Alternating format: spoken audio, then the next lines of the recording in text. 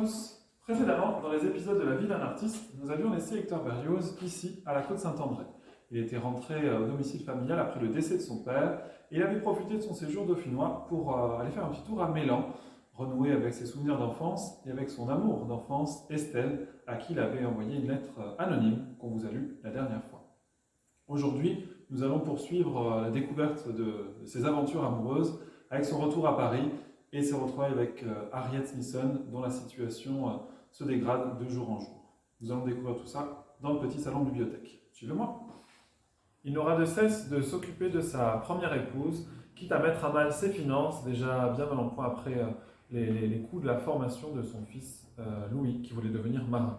Mais Berlioz y tient, il faut maintenir Harriet à son domicile, plutôt que la placer dans une maison de santé, comme il l'explique dans une lettre à Adèle en décembre 1851. Sans doute la maison de la pauvre Henriette à Montmartre me cause de graves embarras. Mais de bonne foi, cette dépense ne doit-elle pas passer avant toutes les autres?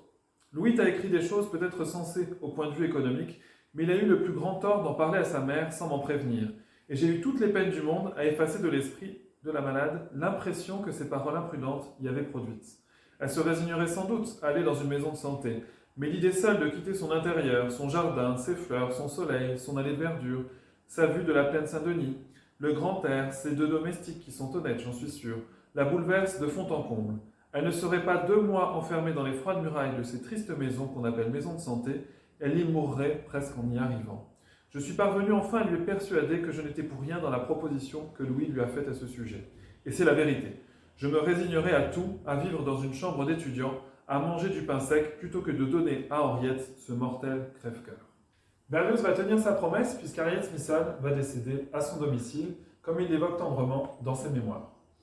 Ma femme est morte, mais au moins sans grande douleur. La pauvre Henriette, paralysée depuis 4 ans et privée du mouvement et de la parole, s'est éteinte à Montmartre sous mes yeux le 3 mars 1854.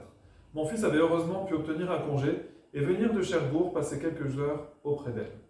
Il était reparti depuis 4 jours seulement quand elle a expiré. Cette entrevue a donné quelques douceurs à ces derniers moments et un hasard favorable a voulu que je ne fusse pas absent de France à cette époque. Je l'avais quittée depuis 2 heures, une des femmes qui la servait court à ma recherche, me ramène, tout était fini. Son dernier soupir venait de s'exhaler. Elle était déjà couverte du drap fatal que j'ai dû écarter pour baiser son front pâle une dernière fois. Son portrait, que je lui avais donné l'année précédente, portrait fait au temps de sa splendeur, me l'a montré éblouissante de beauté et de génie, à côté de ce lit funèbre où elle gisait défigurée par la maladie. Ce décès est un véritable arrachement du cœur pour Hector qui va rendre hommage à sa première muse dans ses mémoires. C'est ce que nous verrons dans le prochain épisode de La vie d'un artiste. À très vite!